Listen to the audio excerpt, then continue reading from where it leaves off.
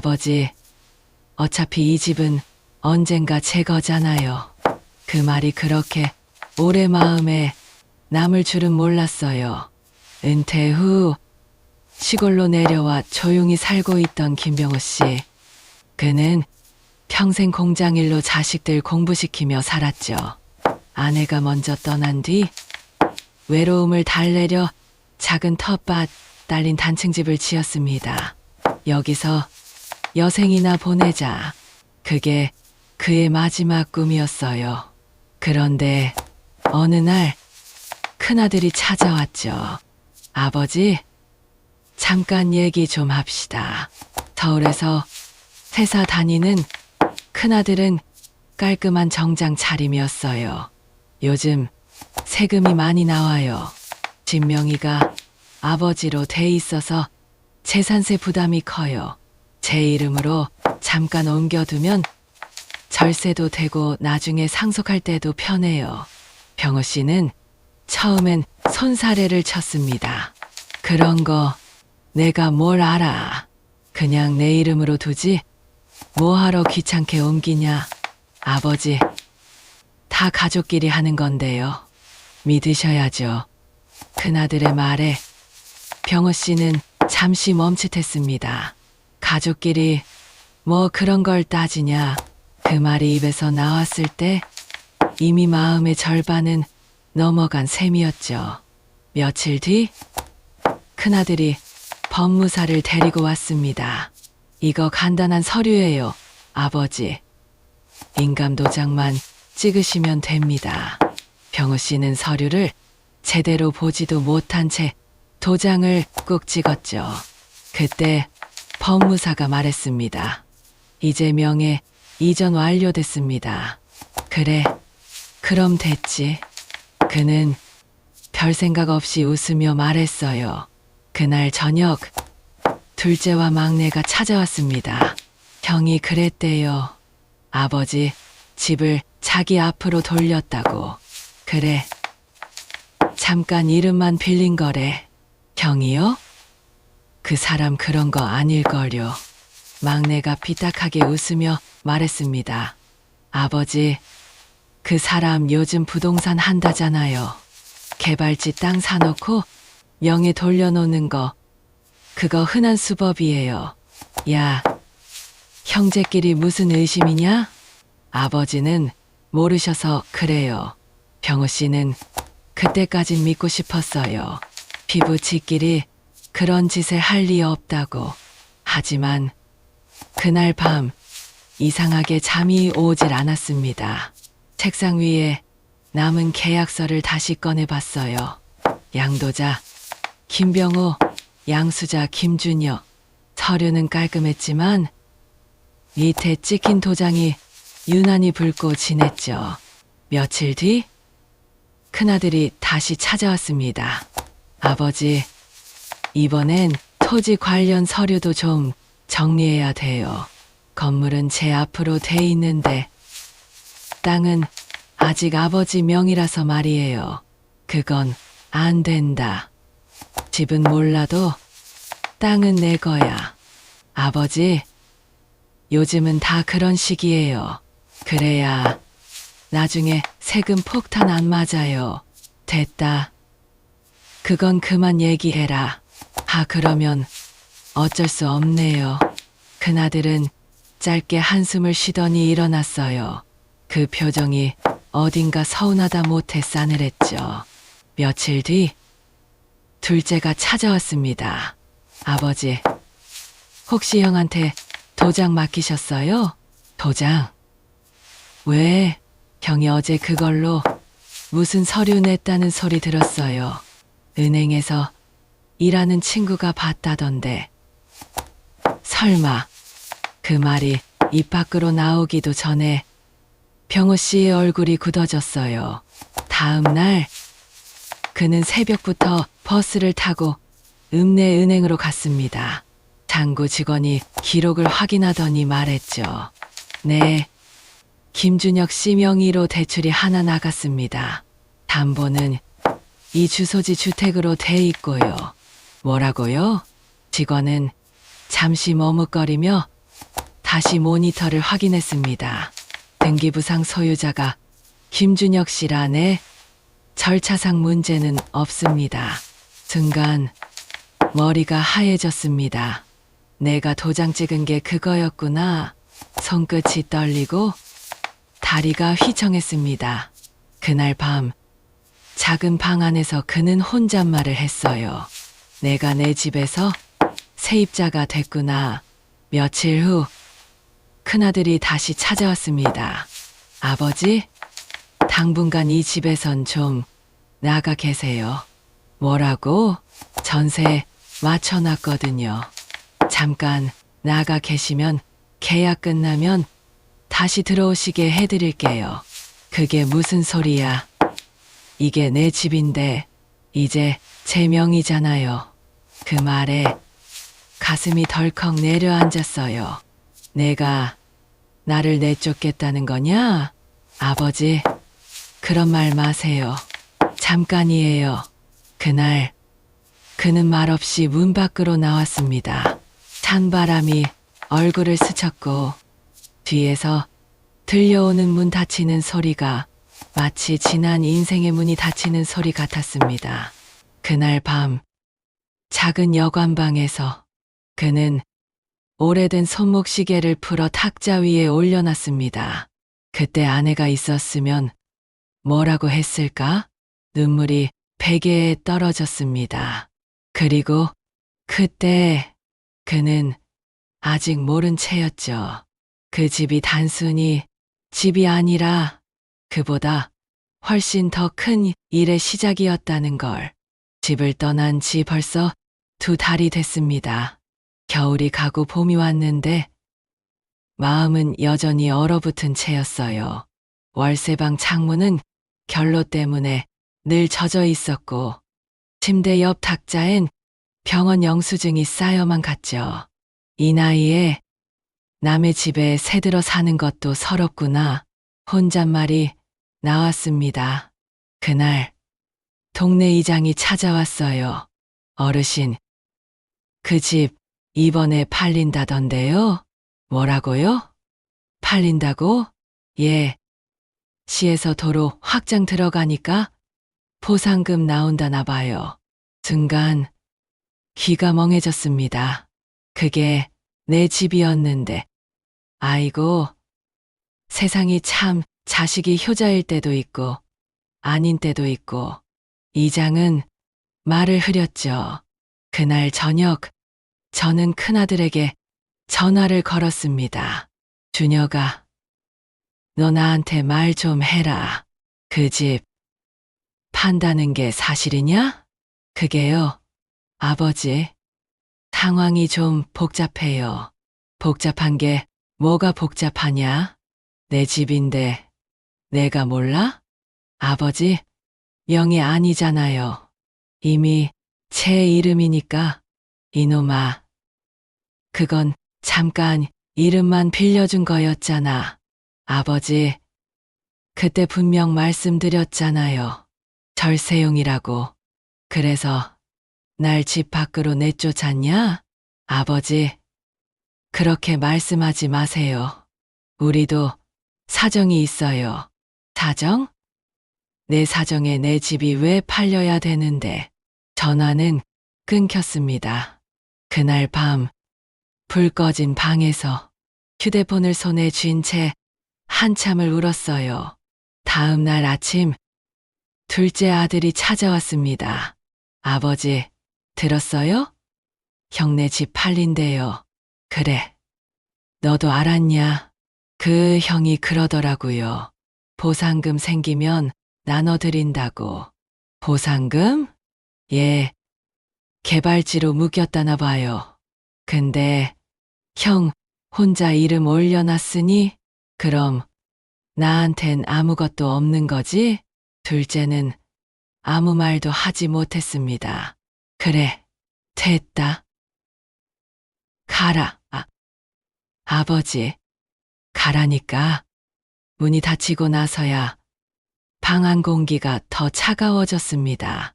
그날 이후로 아들 셋은 단 한 명도 전화하지 않았어요. 명절에도 생일에도 그렇게 시간이 흘렀습니다.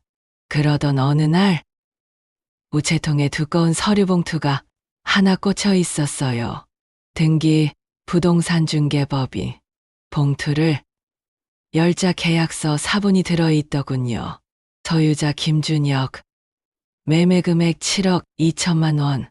그리고 맨 밑에 적힌 문장 하나, 매도인 김준혁. 서명 완료. 손이 덜덜 떨렸어요. 내 집을 내 자식이 팔았다는 걸 문서로 확인한 순간이었죠. 그날 밤 전화기를 붙잡고 울었어요. 야, 준혁아, 이게 뭐냐? 진짜 뭐냐? 아버지, 좀 그만하세요. 그 집은 제 명의예요. 그 도장 내가 찍었어도 그게 무슨 뜻이었는지 너도 알잖아. 알아요. 근데 아버지, 우리도 살아야죠. 대출 이자에 애 학원비에 아버지가 이해 좀 해주세요. 그래서 날 버린 거냐? 대답이 없었어요. 전화기 너머로 들리는 건 숨을 죽이는 소리뿐이었습니다. 며칠 뒤 시장에 갔다가 동네 아주머니들 이야기를 들었습니다. 그 집 결국 팔렸대. 근데 계약자가 또 아들이라더라. 뭐라고요? 큰아들이 판다고 내놨는데 결국 둘째 이름으로 넘어갔다던데. 그 말을 듣는 순간 온몸에 소름이 돋았습니다. 이놈들이 서로 짠 거야? 집에 돌아와 통장을 확인했어요. 잔고는 그대로였어요. 그 집 팔린 돈 중 내 통장엔 단 1원도 들어오지 않았어요. 그때 처음으로 분노보다 허탈함이 밀려왔습니다. 그래, 내가 그때 도장만 안 찍었어도 입안이 바짝 말랐어요. 눈앞엔 오래된 도장 하나가 떠올랐습니다. 며칠 후 막내에게서 전화가 왔습니다. 아버지, 형이 요즘 이상해요. 뭐가? 둘째, 형이랑 돈 문제로 싸웠대요. 형수도 집 나갔다네요. 그래? 그게 나랑 무슨 상관이냐? 아버지, 그래도 가족이잖아요. 그래, 가족이지. 근데 그놈들이 나한테 뭘 했는지 넌 모르지. 막내는 한숨을 쉬며 말했어요. 아버지, 그냥 한번 만나보세요. 형이 요즘 겁이 나서 잠도 못 잔다네요. 그건 내 형이 벌인 일이야. 나한테는 이미 문이 닫혔다. 그날 밤 꿈을 꿨어요. 아내가 웃고 있었어요. 여보, 도장 찍을 땐 꼭 다시 확인해요. 그 목소리에 잠에서 벌떡 깼죠. 이불 속 손이 땀에 젖어 있었습니다. 그 순간 깨달았어요. 이건 아직 끝난 게 아니구나. 그 집이, 그 땅이, 그리고 그 도장이 아직 내 인생에서 완전히 끝나지 않았다는 거요. 며칠 동안 마음이 불안했습니다. 밤마다 눈을 감으면 도장 찍던 날이 떠올랐어요. 잠깐이면 돼요, 아버지. 그 말 한마디에 도장을 내준 내 손이 원망스러웠죠. 그날 문득 생각났어요. 서류 원본 그거 법무사 사무실에 남아있을 텐데. 다음 날 버스를 타고 읍내로 갔습니다. 낡은 건물 3층 간판엔 법무사라고 적혀 있었죠. 저 김병호라고 합니다. 예전에 아들 명에 이전할 때 도장 찍은 사람인데요. 법무사는 안경을 올리며 묻더군요. 언제쯤이셨죠? 작년 봄쯤이요. 서류철을 꺼내던 그는 잠시 멈칫하더니 말했어요. 이상하네요. 해당 파일이 비어 있는데요. 비어 있다고요? 네. 기록은 있는데 원본이 없습니다. 순간 등골이 서늘해졌습니다. 그럼 복사본이라도 있나요? 아, 이건 우연히 따로 스캔된 게 있네요. 보시겠어요? 화면엔 내가 찍은 도장이 보였어요. 그런데 날짜가 달랐어요. 2022년 6월 17일. 그날은 내가 병원 입원 중이던 날이었죠. 이게 어떻게 된 겁니까? 법무사는 곤란한 표정으로 고개를 돌렸어요. 그건 저희도 모르겠습니다. 아마 제 서류 발급 과정에서 날짜가 수정된 걸 수도 있습니다만 그 말에 손이 부들부들 떨렸습니다. 그럼 내 도장은 그때 어디서 난 거야? 사무실을 나와 시장길을 걷는데 머릿속이 새하얘졌어요. 병원에 누워있던 내가 어떻게 도장을 찍을 수 있었을까? 그날 밤 잠을 못 잤습니다. 그리고 새벽 2시쯤 막내에게 전화를 걸었어요. 너 형네 집 주소 아직 알지? 예. 아버지 왜요? 내일 같이 좀 가자. 무슨 일인데요? 확인할 게 있다. 다음 날 아침 형네 집 앞 현관문은 굳게 잠겨 있었어요. 막내가 벨을 눌렀죠. 형수님, 저희예요. 한참 뒤에 문이 열렸습니다. 형수는 눈이 퀭했고 손에는 담배가 들려 있었어요. 아버지, 오셨어요. 그래. 준혁이는 어딨냐? 출장 갔어요. 며칠째 연락도 안 되고 내가 찾는 게 하나 있어. 그때 도장 찍은 계약서 원본. 그거 어딨냐? 계약서요? 그녀는 당황한 표정으로 고개를 저었어요. 저 그런 거 몰라요. 그럼 서류 정리할 때 내가 한 거 아니야? 그건 형님이 직접 했어요. 근데 뭐? 며칠 전 누가 와서 가져갔어요. 누가? 그 사람 둘째 형님이요. 순간 막내가 눈을 크게 떴습니다. 둘째 형이요. 왜요? 모르겠어요. 봉투에 넣어서 들고 가더라고요. 그 말을 듣는 순간 모든 게 연결됐습니다. 집을 팔고 돈을 챙기고 서류까지 없앤 사람. 그 둘이 손잡은 거였어요. 그날 밤 막내와 함께 둘째의 사무실로 갔습니다. 도심 외곽에 있는 낡은 컨테이너 사무실. 문틈 사이로 불빛이 새어나오고 있었어요. 안에는 둘째가 앉아 있었죠. 아버지, 이 시간에 웬일이세요? 내 계약서 어딨냐? 무슨 계약서요? 내 집 명에 옮긴 그 서류. 내가 가져갔다며. 그는 미간을 찌푸렸어요. 아버지, 그거 오래전에 끝난 일인데 왜 자꾸 그날 내가 병원에 있었던 거 너도 알지? 예, 그날 날짜로 서류가 수정돼 있었더라. 그 순간 그의 손끝이 미세하게 떨렸습니다. 그건 형이 잘못 쓴 거예요. 그럼 그 서류 지금 어디 있냐고. 그는 대답 대신 서랍을 잠갔어요. 아버지, 그건 이미 없는 거예요. 그 말이 끝나기도 전에 막내가 앞으로 나섰습니다. 형, 지금 무슨 짓을 한 거야? 시끄러워. 너까지 끼어들지 마. 아버지 집을 팔고 돈까지 나눴다며. 이게 사람 할 짓이야? 둘째는 한참 침묵하더니 고개를 숙였어요. 그래요. 인정해요. 근데 그건 다 형이 주도한 거예요. 나는 그냥 도와준 거라고요. 그럼 원본은? 없어요. 형이 가져갔어요. 그날 밤에 다 정리하고 불태웠어요. 순간 머리가 멍해졌어요.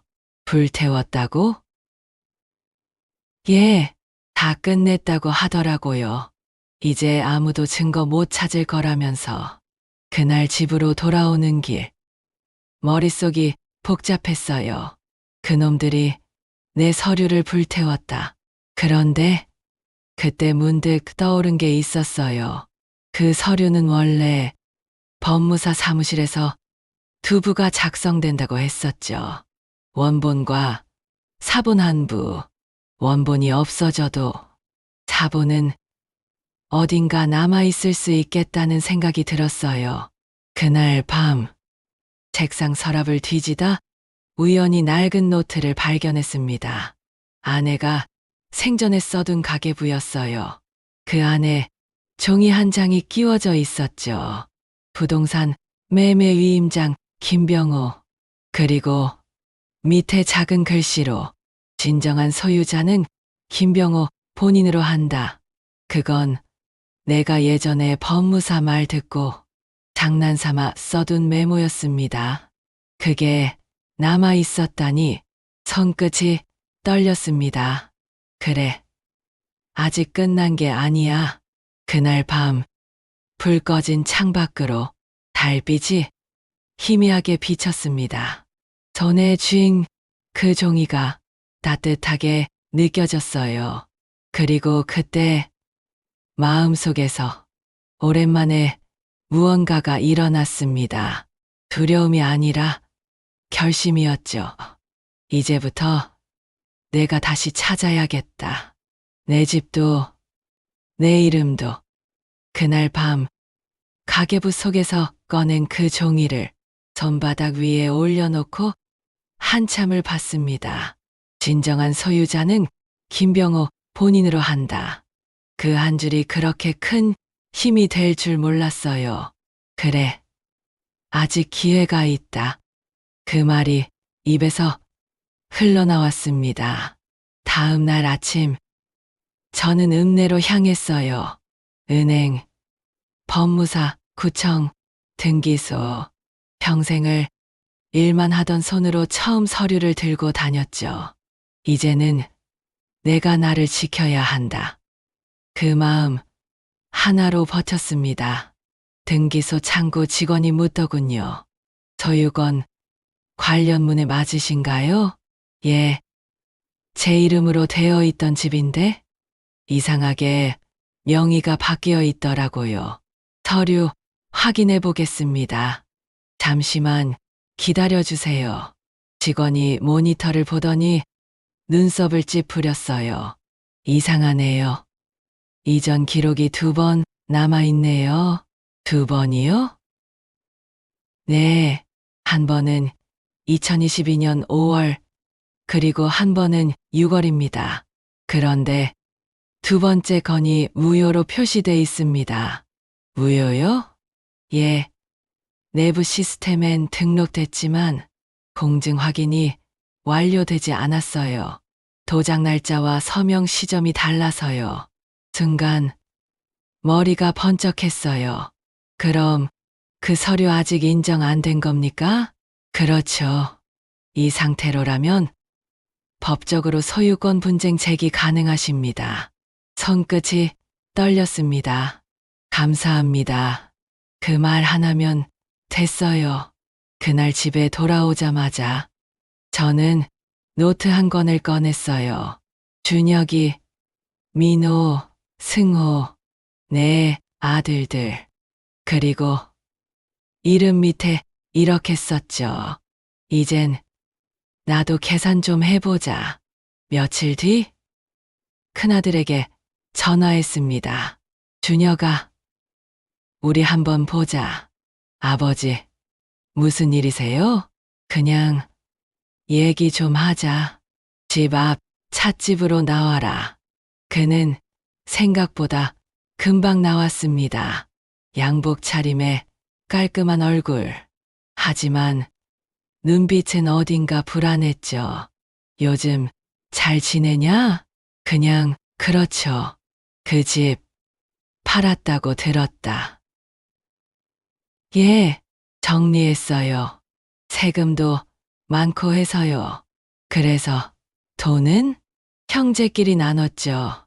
그래, 그래. 근데 말이야, 내가 도장 찍은 날 그날 내가 어디 있었는지는 아냐? 병원에 계셨죠. 그래. 그럼 내가 그날 도장 찍을 수 있었겠냐?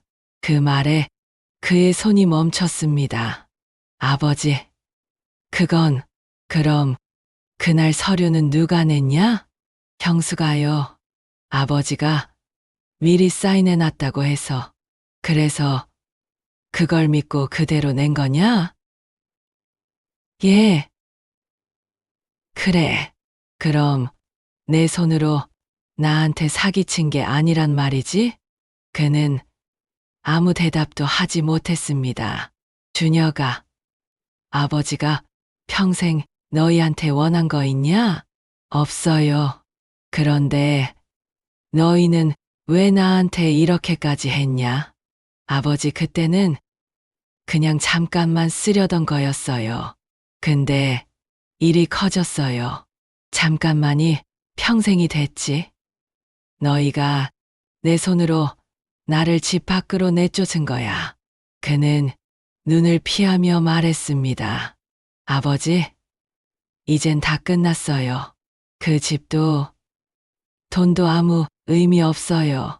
그래, 그럼 이제 내 차례다. 예, 너희가 날 속인 만큼 나도 한번 계산해 볼 거다. 그는 얼굴이 굳어졌습니다. 아버지, 그게 무슨 뜻이에요? 곧 알게 될 거다. 그날 밤 저는 모든 서류를 복사했습니다. 그리고 시청 민원실에 제출했죠. 소유권 이전 무효 소송 신청서. 며칠 후 둘째에게서 전화가 왔어요. 아버지, 형이 미쳤어요. 소송 걸었다네요. 그래, 나도 들었단다. 근데 왜요? 형이 말하길 아버지가 먼저 소송 냈다고. 그래, 맞다. 내가 했다. 아버지, 가족끼리 이게 뭡니까? 가족이라서 그동안 봐줬지. 이제는 가족이라도 책임은 져야지.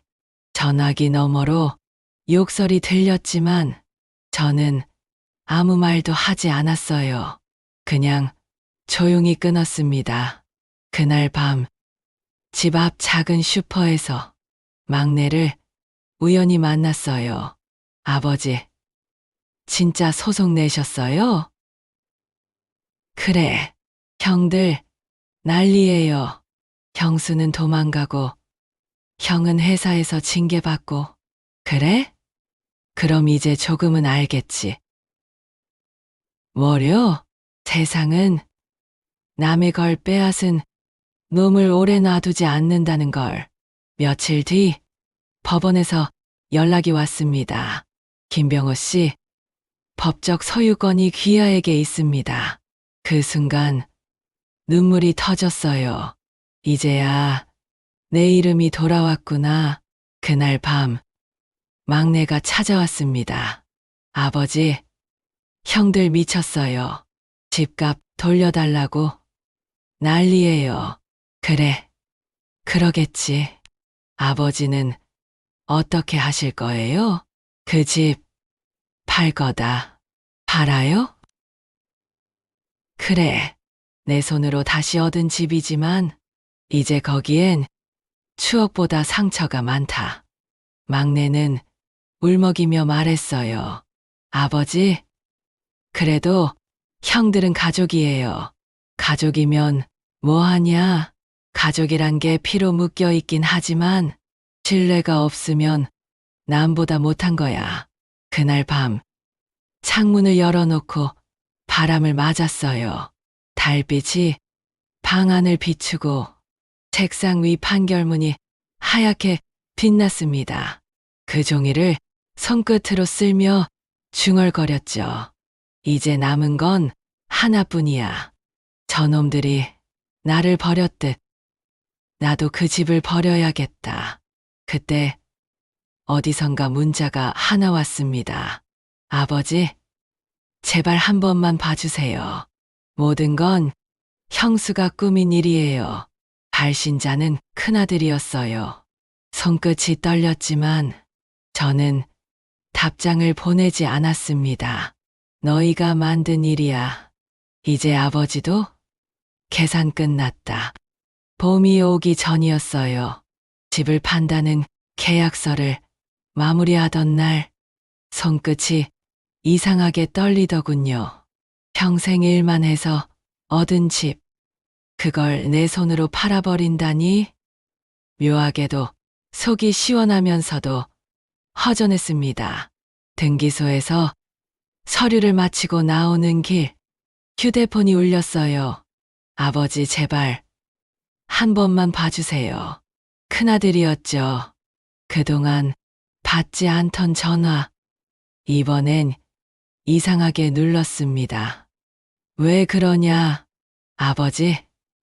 저희가 잘못했어요.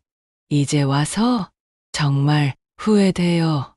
그땐 그냥 욕심이었어요. 이젠 다 잃었어요. 회사도, 사람도. 그 목소리는 흔들렸지만 병호 씨의 마음은 쉽게 흔들리지 않았어요. 너희가 집을 가져간 날 나는 잠을 못 잤다. 근데 지금은 잘 자. 왜인지 아니? 이젠 내 마음에 그 집이 없거든. 아버지, 말로만 후회하지 마라. 진짜 후회는 행동으로 하는 거다. 그 말만 남기고 전화를 끊었습니다. 며칠 뒤 집 앞에 새 아들이 서 있었습니다.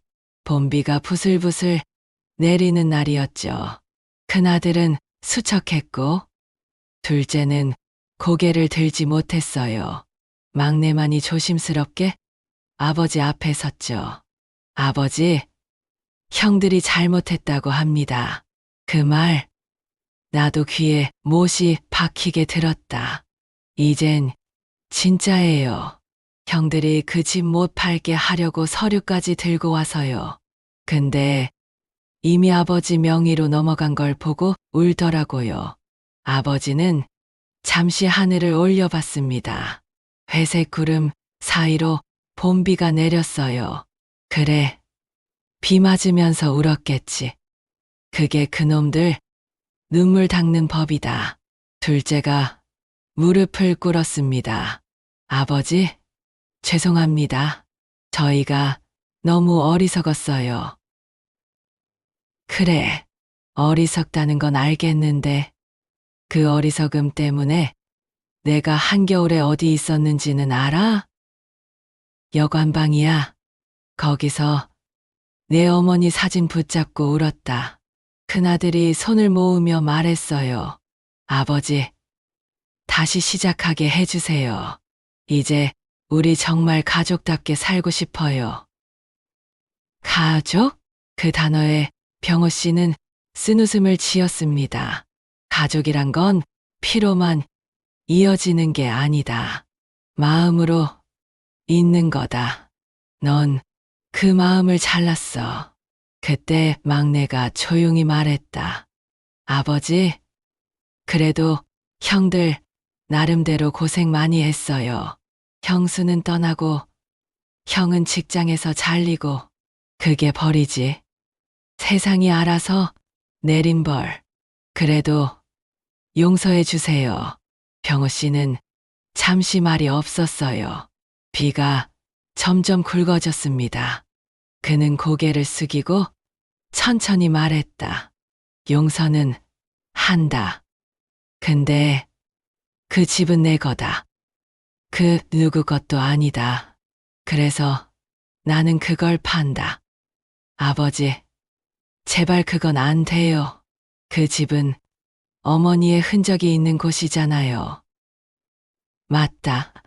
그래서 더 팔아야 해. 너희가 망쳐놓은 그 흔적, 이젠 낯선 사람에게 맡길 거다. 큰아들은 울었고 둘째는 고개를 숙였어요. 막내만이 끝까지 눈물을 참지 못했습니다. 아버지, 정말 떠나실 거예요? 그래, 나 이제 이 동네에 미련 없다. 며칠 뒤 집은 새 주인에게 넘어갔습니다. 등기 이전 확인서에 도장을 찍던 순간 손끝이 덜덜 떨렸어요. 이제 끝이구나. 그날 밤 아버지는 트럭에 짐을 싣고 시골을 떠났습니다. 기차역 대합실에서 잠시 쉬다 창문 너머로 석양이 지는 하늘을 봤어요. 주머니 속엔 작고 낡은 열쇠 하나, 그 집의 마지막 열쇠였죠. 그걸 손에 꼭 쥐고 그는 혼자 말했습니다. 이제 그 집은 나를 가둔 감옥이 아니야. 그냥 한때의 추억이었을 뿐이지. 그리고는 열쇠를 역 앞 쓰레기통에 넣었어요. 그 순간 이상하게도 마음이 편안했습니다. 한참을 바라보다가 기차가 도착하자 천천히 걸음을 옮겼습니다. 며칠 뒤 신문사회면 한 구석에 작은 기사 하나가 실렸습니다. 시개발지구 명의 분쟁 끝내고 매입 완료. 소유자 김병호 씨 매매 대금 전액 지역 복지시설 기부. 그 기사엔 작은 사진 하나가 실려 있었죠. 노인이 조용히 미소 지으며 서류를 들고 있는 모습. 그게 바로 그였습니다. 기사를 본 사람들은 말했어요. 아버지란 이름, 그게 참 대단한 거야. 그날 저녁, 병호 씨는 조용히 창문을 열고 노을을 바라봤습니다. 어딘가에서 들려오는 종소리 사이로 아내의 목소리가 들리는 듯했죠. 여보, 잘했어요. 이젠 당신 마음이 편하죠? 그는 고개를 끄덕이며 중얼거렸습니다. 그래, 이젠 진짜 내 마음의 집으로 돌아왔어. 여러분이라면 어땠을까요? 자식이 집을 자기 이름으로 해달라고 했다면 그 도장 찍으시겠습니까? 다음 이야기에서도 사람의 마음 속 가장 깊은 후회와 복수를 함께 들여다보겠습니다. 구독과 좋아요 잊지 마세요.